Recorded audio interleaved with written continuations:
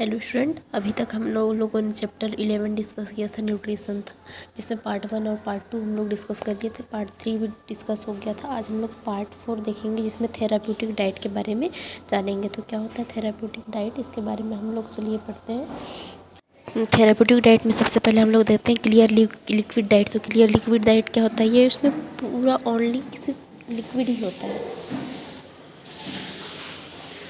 Liquid ही होता है। तो इसका फर्स्ट पॉइंट डिस्कस करते हैं, fluid and electrolyte to prevent fluid volume deficit and dehydration. तो इसमें फ्लूइड एंड इलेक्ट्रोलाइट, फ्लूइड को इलेक्ट्रोलाइट भी बोल सकते हैं, इलेक्ट्रोलाइट्स भी होता है इसमें। तो वो क्या करता है, इलेक्ट्रोलाइट, मेजर इलेक्ट्रोलाइट्स कौन कौन से होते हैं? सोडियम एंड पोटेशियम होते हैं, इनको याद रखना बहुत जरूरी है। तो चलिए जानते हैं क्या होता है fluid and electrolyte to prevent fluid volume deficit and dehydration. जो फ्लूइड एंड इलेक्ट्रोलाइट्स होते हैं वो प्रिवेंट करते हैं फ्लूइड वॉल्यूम डेफिसिट को, और डिहाइड्रेशन से प्रिवेंट करते हैं, मतलब उनसे बचाते हैं। सेकेंड पॉइंट है use as initial feeding after bowel rest. इसको जो क्लियर लिक्विड डाइट है उसका यूज़ कब किया जाता है? Feeding after bowel rest. Bubble rest मतलब जैसे कोई सर्जरी हो रही है, कोई थेराप्यूटिक प्रोसीजर हो रहा है, सर्जरी हो रही है, थेराप्यूटिक प्रोसीजर कोई भी हो रहा है, उससे पहले खाना खाने से मना किया जाता है, तो उस टाइम पे इसको दिया जाता है थेराप्यूटिक डाइट में, क्लियर लिक्विड डाइट को। नेक्स्ट पॉइंट है use just prior and after surgical and in the condition of gastroenteritis.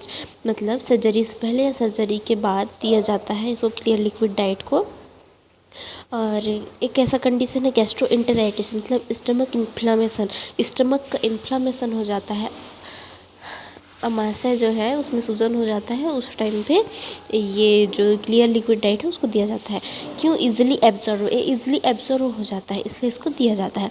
इसका एग्जांपल है water, clear fluids and juice. Water भी हो सकता है, क्लियर फ्लूइड भी हो सकता है, या फिर जूस भी हो सकता है। फिर इसका नोट है, ये एनक्लेक्स 9th एडिशन की बुक में जो रेड कलर का पॉइंट रहता है वो वाला है इसमें। Monitor patient hydration by assessing intake output, daily weight, oedema, sign of dehydration. मतलब मॉनिटर करना है पेशेंट का हाइड्रेशन, हाइड्रेशन को मॉनिटर करना है। हाइड्रेशन स्टेटस मॉनिटर करने कैसे कर सकते हैं हम लोग? तो इसमें इनटेक आउटपुट देखेंगे, डेली वेट देखेंगे, एडिमा तो नहीं है वो देखेंगे, और sign of dehydration. Sign of dehydration कैसे पता करेंगे?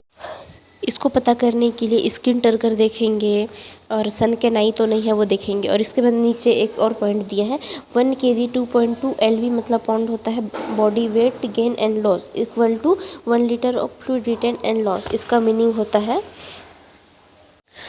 उसका मीनिंग है कि हमारे बॉडी में अगर 1 लीटर फ्लूइड कम हो जाएगा तो हमारे बॉडी का 1 kg वेट है वो कम हो जाएगा। 1 लीटर फ्लूइड ज़्यादा हो जाएगा तो हमारे बॉडी में 1 kg वेट बढ़ जाएगा। ये इसका मतलब है।